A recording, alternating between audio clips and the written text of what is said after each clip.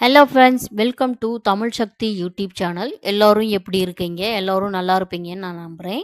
நானும் நல்லா இருக்கேன். இன்னைக்கு பார்க்க போகிற ஆன்மீக தகவலில் முக்கியமான தகவல், தைப்பூசத்திற்கு 48 நாட்கள் விரத முறையை பற்றி தான் ஒரு சில விஷயங்கள் நான் உங்கள்கிட்ட ஷேர் பண்ண போகிறேன்.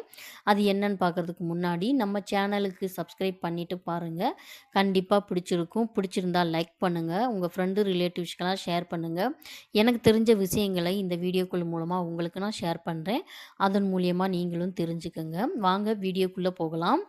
இந்த விரத முறைகள்லேயே முக்கியமான விரத முறைகள் முருகருக்குன்னு சொல்லுவாங்க. இதில் வந்து சஷ்டி விரதம் முக்கியமான விரதம். அதற்கு அடுத்து பார்த்தீங்கன்னா தைப்பூச விரதம் 48 நாட்கள்னு சொல்லுவாங்க. இந்த சஷ்டி விரதம்னு பார்த்தீங்கன்னா நம்ம குழந்தை வரம் வேண்டுவதற்காக சஷ்டி விரதம் இருப்போம். இந்த தைப்பூச விரதம்னு பார்த்தீங்கன்னா நம்ம மனிதனுடைய கர்மாக்கள் குறைந்து அந்த கர்மா குறைவதன் மூலியமா நம்மளுக்கு சகல செல்வங்களும் அருள் பாலித்திருவாரு முருகர் அப்படின்றது ஐதீகம். இது நம்பிக்கையின் பேரில் வந்து நம்ம இந்த 48 நாட்கள் விரத முறையை கடைபிடித்தோம்னா எல்லாமே நன்மை வந்து செய்கிறோம். இந்த விரத முறை எப்படி இருக்கணும், எந்த நாள்லேருந்து ஆரம்பிக்கணும் அப்படின்றத நான் முன்னாடியே வந்து ஷார்ட்ஸ் வீடியோவாக நான் கொடுத்துருக்குறேன். அதன் மூலியமாக இப்போ பார்த்துக்கோங்க. இப்போ தெரியாதவங்களுக்கு நான் இந்த இந்த வீடியோவே வந்து நான் 2 நாட்களுக்கு முன்னதாகவே கொடுத்துருக்கணும். இதை வந்து நான் லேட்டாக பதிவிடுறேன். இருந்தாலும் தெரியாதவங்க இப்போ இருந்து பார்த்து கூட இந்த விரத முறையை கடைபிடிக்கணும் அப்படின்றதுனாலயே இந்த வீடியோவை உங்களுக்கு நான் பகிர்றேன். இந்த இது என்னைக்கிலேருந்து ஆரம்பிக்கணும் அப்படின்னு பார்த்தீங்கன்னா டிசம்பர் 25லேருந்தே ஆரம்பிக்குது. இல்லை ஒரு சிலர் வந்து 26ஆம் தேதியிலிருந்து ஆரம்பிப்பாங்க. ஏன்னு கேட்டிங்கன்னா 25ஆம் தேதி ஆரம்பித்து பிப்ரவரி 11 முடிக்கும்போது 49 நாட்கள் வரும். அந்த கணக்கின்படி பார்த்தா 26லேருந்து நம்ம ஆரம்பிக்கலாம். அப்படி பார்த்தா இன்னைக்கிலேருந்தே நம்ம ஆரம்பிச்சிருக்கலாம். அதாவது வெள்ளிக்கிழமையிலேருந்தும் ஆரம்பிக்கலாம், வியாழக்கிழமையிலேருந்தும் ஆரம்பிக்கலாம். ஆரம்பித்து பிப்ரவரி மாதம் 11ஆம் தேதி தைப்பூசத்தன்னைக்கு நம்ம இந்த விரத முறையை முடிச்சிடலாம். இந்த தைப்பூசத்தன்னைக்கு விரத முறை முடிஞ்ச உடனே நம்ம வந்து அடுத்தடுத்த வேலைகளை பார்க்கணுமா அப்படின்னாக்க ஒரு 2-3 நாளைக்கு நம்ம வந்து விரத முறையில் இருக்கிற மாதிரியே கடைபிடிச்சாதான் நம்ம விரதம் இருந்ததற்கான அந்த முடிவு கரெக்டாக வந்து நம்மளுக்கு தெரியும். நம்ம இது வந்து கடமைக்கு இருக்கிற மாதிரி உடனே வந்து நம்ம அசைவம் சாப்பிட்றதோ மற்ற மற்ற வேலைகளை செய்கிறதோ வந்து நம்மளுக்கு வந்து அந்த ஒரு கடமைக்கு இருக்கிற மாதிரி தோணும். அதனால் வந்து இந்த விரத முறையை கடைபிடித்து அன்னைக்கு முடிந்ததோட எல்லா வேலைகளையும் பார்க்காம ஒரு 2-3 நாளைக்கு நம்ம விரத முறையில் கடைபிடிக்கிற மாதிரியே நம்ம வந்து இருந்தோம்னாலே இந்த விரதத்துக்கான முழு பயன்களை நம்ம அடையலாம்.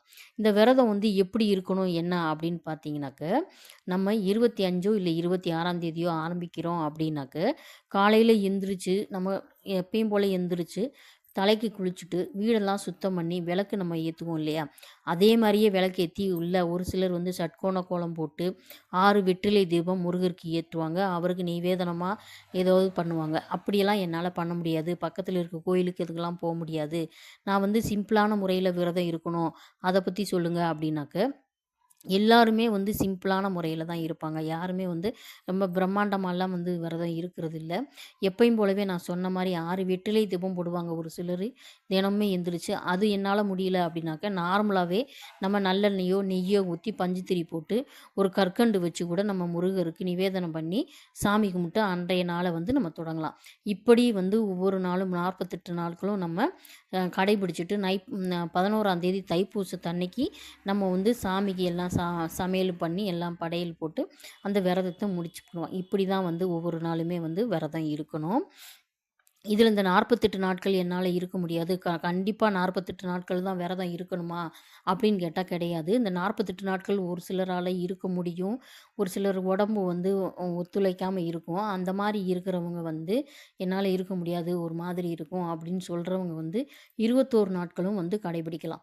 48 நாட்கள் கிடைக்க வேண்டிய பலனும் இந்த 21 நாள் இருந்தாலும் அதே நாளுக்கு கிடைக்கும். ரெண்டும் ஒன்று தான்.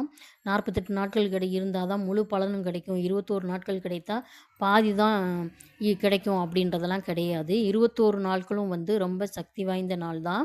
அதனால் 48 நாட்கள் கடைபிடிக்க முடியாதவங்க 21 நாட்கள் இருந்துக்கலாம். இது எல்லாமே உடம்பு எல்லாமே கரெக்டாக இருக்குது, ஆனால் வந்து என்னால் முடியாதுன்னு நினைக்காதீங்க. எல்லாமே உடம்பு ஒத்துழைக்கும், மனசும் நல்லா இருக்குது அப்படின்ற பட்சத்தில் இந்த 48 நாட்கள் நம்ம கடைபிடிக்கலாம் கண்டிப்பாக. உடம்பு முடியாதவங்க அப்படின்றவங்க மட்டும் 21 நாட்கள் இருந்தாக்க ரொம்ப சிறப்பானது அந்த இது கூட. இப்போ நம்ம விரதத்தை கடைபிடிச்சிட்டோம், எப்படி வேண்டுறது என்ன அப்படின்னு தெரியாதுன்னு சொல்லுவாங்க. இப்போ நம்ம முருகர்கிட்ட நம்ம வந்து பேசலாம். எனக்கு இந்தந்த கஷ்டங்கள் கஷ்டங்கள் இருக்குது, இந்த கர்மா குறைந்து இந்த கஷ்டங்கள்லாம் நீங்கணும் அப்படின்றத நம்ம முருகர் முன்னாடி வழிபட்டுட்டு இப்படி தான் நம்ம வந்து அந்த 48 நாட்களும் நம்ம இந்த விரதத்தை கடைபிடிக்கணும். இப்போ நடுவுல ஒரு கேள்வி வரும். எல்லாருக்குமே வந்து நாட்கள்ல நான் அந்த 3 நாட்கள் வரும். அந்த 3 நாள நம்ம தவிர்த்துட்டு மத்த அந்த அந்த 3 நாள் முடிந்த பின்னாடி அத இன்னும் சேர்ந்து 48 நாட்களா சேர்த்துக்கலாம். ஏன்னா அந்த 3 நாட்கள் முடிந்து திரும்பவும் முதல்ல இருந்து ஆரம்பிக்கணுமா அப்படின்னு கேட்டாக்கா அப்படி கிடையாது. 3 நாட்கள் முடிந்தோனே அதோட தொடர்ச்சியா வந்து நம்ம இருந்து இந்த விரதத்த முடிக்கலாம். இந்த விரதத்துக்கு முக்கியமான ஒரு விஷயத்த மட்டும் அவாய்ட் பண்ணா போதும். அது என்னன்னு பார்த்தீங்கன்னா, அசைவ உணவு சாப்பிடுறத மட்டும் தவிர்த்துட்டு இந்த 48 நாட்கள் நம்ம வந்து விரத முறையை கடைபிடிக்கலாம். மற்றபடி வேற எந்த ஒரு விஷயமே கிடையாது.